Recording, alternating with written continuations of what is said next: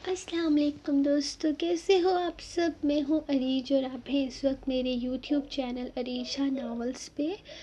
سب سے پہلے تو آپ سب کا بہت شکریہ، آپ سب نے میرے نانوں کے لیے دعائیں کی۔ ان کی طبیعت بہت زیادہ خراب ہو گئی تھی اور میں بہت پریشان تھی صبح سے ہم ہسپتال میں ہی تھے۔ ہماری واپسی تقریباً 4 بجے کے آس پاس ہوئی تھی اور ایک پریشانی تھی کیونکہ وہ آئی سی یو میں تھی، تو بہت زیادہ ہم لوگ وہ ہو گئے تھے، ڈر گئے تھے۔ لیکن اللہ پاک کا کرم ہے کہ اب وہ کافی بہتر ہیں، ابھی ہسپتال میں ہی ہیں، ہم واپس گھر نہیں لے کر آئے لیکن وہ بہتر ہیں پہلے سے۔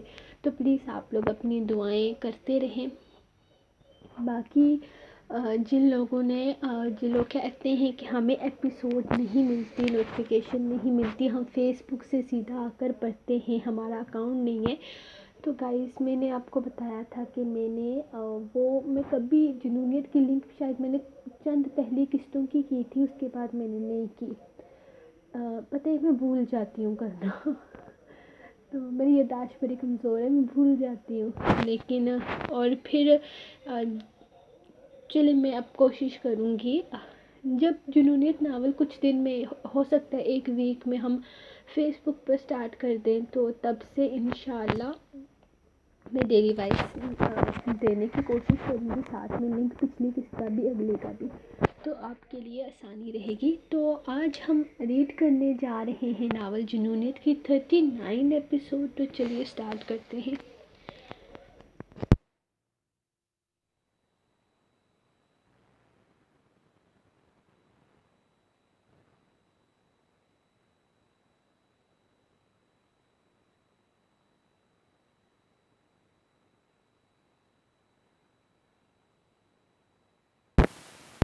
روتے سو گئی تھی، اس کے آنسو اسے تکلیف دیتے تھے، چہرے پر آنسوؤں کے نشان تھے۔ وہ اپنے بھائی کا ساتھ دینے کے بجائے اس کا ساتھ بھی تو دے سکتی تھی۔ یہ قانون کے فیصلے تھے جو اس نے خود تو ہرگز نہیں کرنے تھے۔ اسے اپنی بیوی پر اعتبار تھا کہ وہ اس کا ساتھ دے گی، لیکن امایا نے اس کے بھروسے کو توڑ دیا تھا، اس کے مان کو چوٹ پہنچائی تھی۔ وہ جو اس کے لیے پورے خاندان بلادری سے لڑ رہا تھا، اسے اپنے ایک مقام دینے کی کوشش کر رہا تھا، وہ خود اس کے اعتبار کو چکنا چور کر گئی تھی۔ اگر اس کا بھائی مل جاتا، اسے اس کے کیے کی سزا مل جاتی، تو اس پر لگا ونی کا داغ بھی ختم ہو سکتا تھا۔ وہ اس کے سامنے اسے اپنی بیوی کے روپ میں متعارف کرواتا۔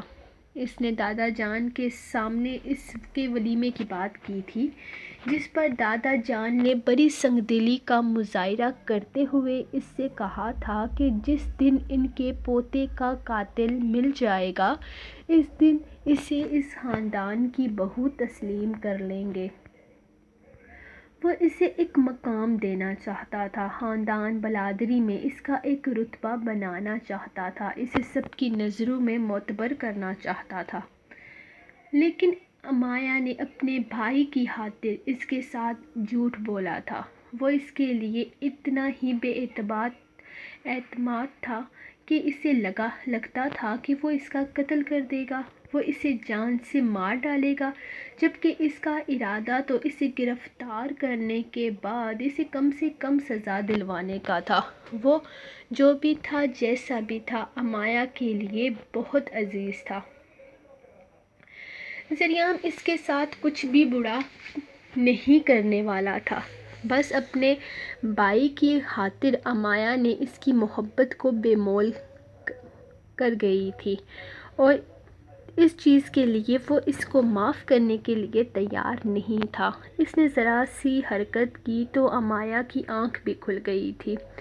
وہ ذرا سا اس سے پیچھے ہٹی تو وہ بیڈ سے اٹھ کر واش روم میں بند ہو گیا، جبکہ وہ بنا کچھ بھی ایک بھی لمحہ ضائع کیے جلدی سے اپنا دوپٹہ سر پر جماتی کچن میں بھاگ گئی تھی۔ منہ ہاتھ دھونے کا بھی ارادہ وہیں پر ہی تھا۔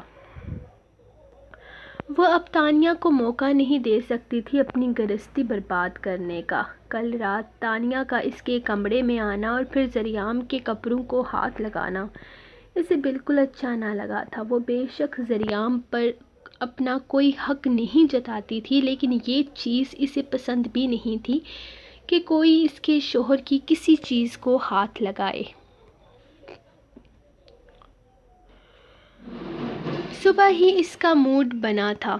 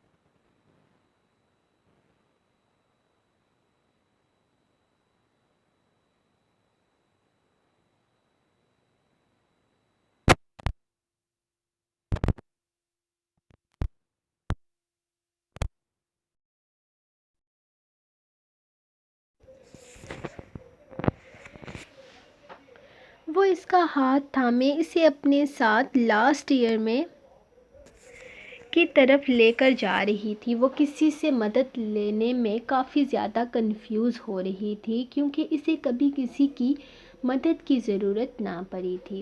یار مجھے بہت عجیب لگ رہا ہے اس طرح کسی سے مدد مانگتے ہوئے، اور اس دن کے بعد وہ تو یونیورسٹی میں نظر بھی نہیں آیا، اور کوئی بھی انجان آدمی اپنا قیمتی وقت ضائع کر کے ہماری مدد کرنے کی کوشش کیوں کرے گا؟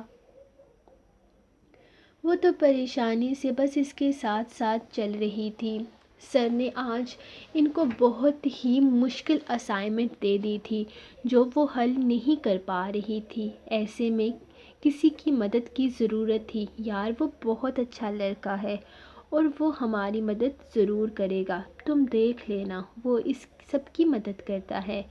میں نے آج صبح ہی اسے دیکھا تھا، اسی لیے تو کہہ رہا ہوں کہ چلو کم از کم وہ کسی کی مدد کرتے ہوئے نخرے تو نہیں کرتا۔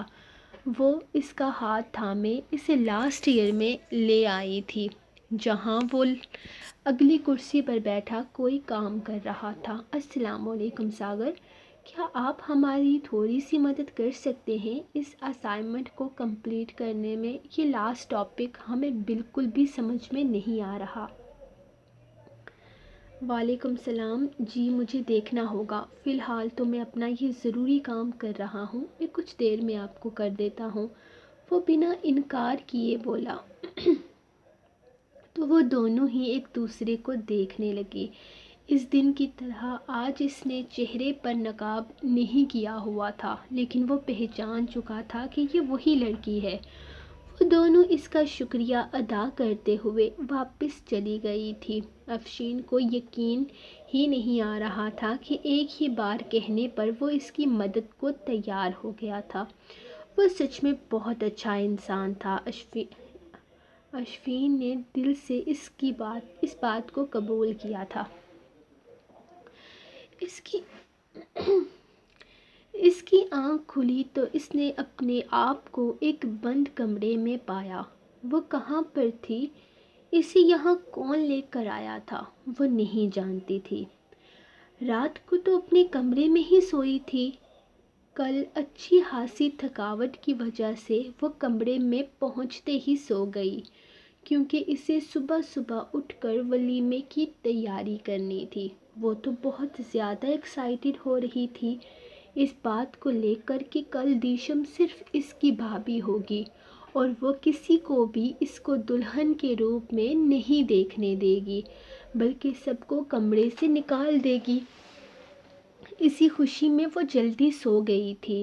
اب اس کی آنکھ کھلی تو اس نے اپنے آپ کو ایک انجان جگہ پر پایا تھا۔ کمرے میں اندھیرا تھا، لیکن کھڑکی سے آنے والی لائٹ اس بات کا پتہ دے رہی تھی کہ یہ ہرگز اس کا اپنا کمرہ نہیں ہے۔ وہ جلدی سے بیڈ سے اٹھتے ہوئے اپنا دوپٹہ ڈھونڈنے لگی جو اس کے بالکل ساتھ ہی پڑا تھا۔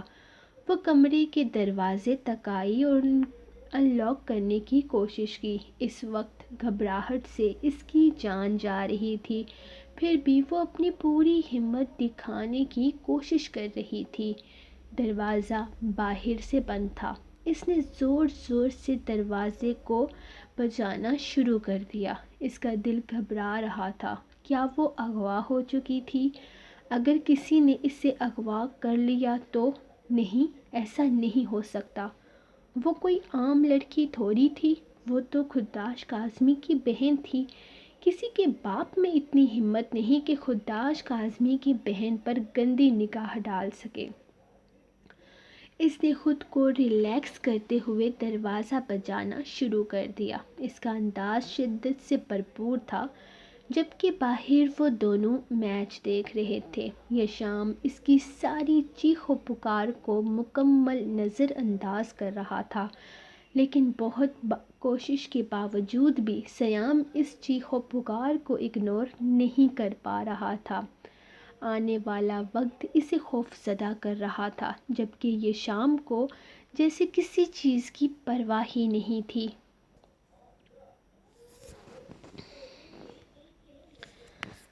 لگتا ہے تھک گئی میری جان، وہ کب سے دروازہ بجائے جا رہی تھی۔ جب چپ ہو کر بیٹھی تو وہ فکر مندی سے گویا ہوا، اگر اتنی ہی فکر ہو رہی ہے تو جا کر دروازہ کھول دو، اور کچھ نہ سہی اس کو کھانے کے لیے تو پوچھو۔ بیچاری نے کچھ نہیں کھایا اب تک، کل رات سے کمرے میں بند ہے، کب اس کے سامنے جانے کا ارادہ رکھتے ہو تم؟ سیام اسے گھورتے ہوئے بولا۔ تمہیں اس کی زیادہ فکر نہیں ہے؟ سیام اسی لیے مجھے مت سکھاؤ، مجھ سے زیادہ فکر نہیں ہے، اسی لیے مجھے مت سکھاؤ کہ مجھے کیا کرنا ہے اور کیا نہیں۔ میں اس کے پاس ہی جا رہا ہوں، لیکن مجھے سمجھ نہیں آ رہا وہ مجھے دیکھ کر کس طرح سے ری ایکٹ کرے گی۔ خوشی سے بھنگڑے ڈالے گی نا وہ، کیونکہ آخر اس کے ٹیچر نے اسے اغوا کر لیا ہے، اور پھر وجہ بھی جاننا چاہے گی تو بتا دینا کہ صرف اس لیے کیونکہ تم اس کے دادے کی خوشی اس کے ٹیچر صاحب سے برداشت نہیں ہو رہی تھی۔ اس کے دادے کو دوسرا جھٹکا دینے کے لیے تم نے یہ کام بھی کر دیا ہے۔ ان سب چیزوں کی وجہ وہ محبت یا عشق سمجھنے کی غلطی ہرگز نہ کرے۔ یہ صرف ایک بدلہ ہے۔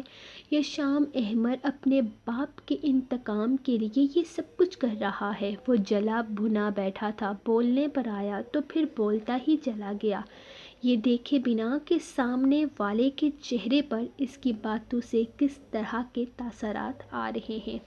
میں نے تجھے بکواس کرنے کے لیے نہیں کہا، اور تجھے یہ کس نے بولا ہے کہ میں نے اسے اس لیے اغوا کیا ہے کیونکہ میں اس کے دادے سے بدلہ لینا چاہتا ہوں؟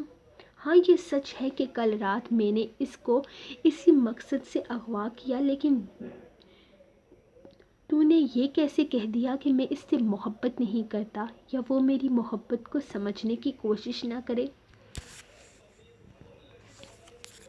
میں اس سے محبت کرتا ہوں سیام، آج سے نہیں، پہلے دن سے وہ میرے دل میں بسی ہے، اور آج نہیں تو کل اس سے شادی کرنے والا ہوں۔